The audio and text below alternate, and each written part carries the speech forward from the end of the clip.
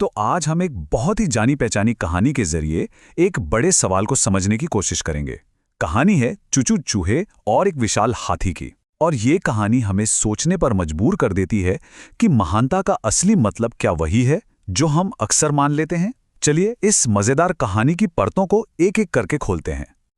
जरा सोचिए, एक घना हरा भरा जंगल, ऊंचे ऊंचे पेड़ हैं जो मानो आसमान को छूना चाहते हों, और चारों तरफ बस जिंदगी की आवाजें गूंज रही हैं। हमारी कहानी की शुरुआत बस यहीं से होती है, एक ऐसी दुनिया से जो देखने में तो बड़ी शांत और खूबसूरत है। तो इस खूबसूरत जंगल में रहता था हमारा हीरो। अब हम देखने वाले हैं कि कैसे इस छोटे से चूहे के मन में एक बहुत बड़ा सपना पल रहा था। तो मिलिए, ये है चूचू। देखने में तो बस एक छोटा सा चूहा है, लेकिन इसके सपने वो बहुत बड़े थे। उसे अपनी ये छोटी सी जिंदगी मंजूर नहीं थी। वो कुछ बड़ा करना चाहता था, बड़ा बनना चाहता था। और कहानी में मजा तो अब आता है। देखिए, एक तरफ है हमारा चूचू, छोटा पर जिसके सपने बहुत बड़े हैं, और दूसरी तरफ है हाथी, एकदम विशाल, शांत और पूरे जंगल का चहेता। ये जो फर्क है ना दोनों में, बस यहीं से सारी कहानी शुरू होती है, क्योंकि चूचू की नजरें अब हाथी पर टिक चुकी थीं। तो अब कहानी उस मोड़ पर आ जाती है जहां एक सपना धीरे धीरे घमंड में बदलने लगता है, और इसी घमंड की वजह से चूचू के सोचने का पूरा तरीका ही बदल जाता है। चूचू अब हर वक्त हाथी को देखता और सोचता। उसके दिमाग में एक सीधी सी बात चलती थी, अरे भाई, मैं भी इसी जंगल में रहता हूं, मैं भी वही फल खाता हूं जो हाथी खाता है। और बस यही छोटी सी सोच एक बहुत खतरनाक ख्याल को जन्म देने वाली थी। और बस इसी सोच के साथ वो उस नतीजे पर पहुंच गया, तो फिर मैं भी हाथी की तरह महान हूं। और दोस्तों, यही वो पल था, वो पल जहां चूचू ने खुद को एक बहुत बड़ा धोखा दिया।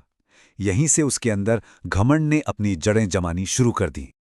अब जब सोच बदल गई तो बर्ताव कैसे ना बदलता। चूचू अब पूरे जंगल में घूम घूम कर ढिंढोरा पीटने लगा, सबको बताने लगा कि वो हाथी के बराबर है और उसे भी ठीक वैसी ही इज्जत मिलनी चाहिए जैसी हाथी को मिलती है। अच्छा, तो बाकी जानवरों को ये सब कैसा लगा?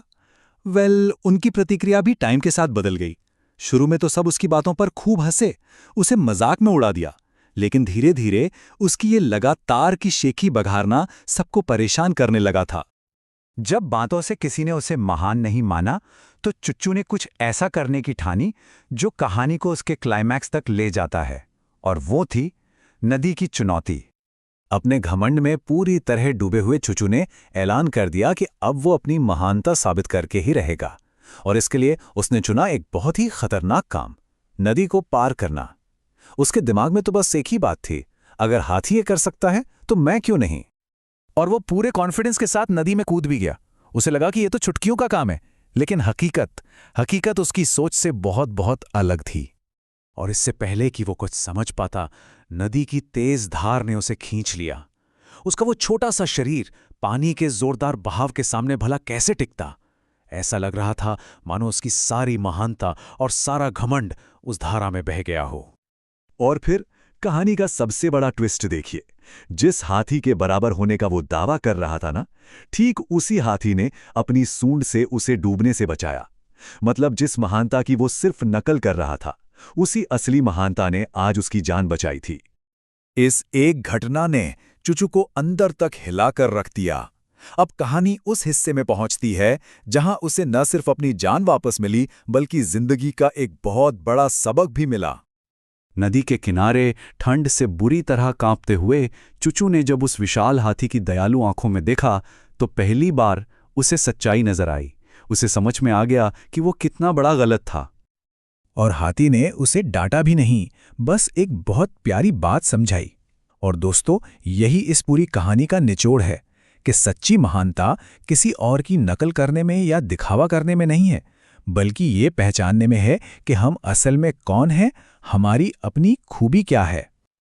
तो इस कहानी से हमें सबसे बड़ी सीख क्या मिलती है? यही कि किसी महान इंसान के जैसी कुछ बातें होना या उसके जैसे माहौल में रहना हमें उसके बराबर महान नहीं बना देता। असली महानता तो बाहर से नहीं, अंदर से आती है। और इसी सोच के साथ आज की ये कहानी यहीं खत्म होती है, लेकिन एक सवाल पीछे छोड़ जाती है हम सब के लिए कि अगर दिखावा और नकल करना महानता नहीं है, तो फिर असली महानता की पहचान क्या है? शायद इसका जवाब हम सभी को अपने अंदर ही ढूंढना पड़ेगा।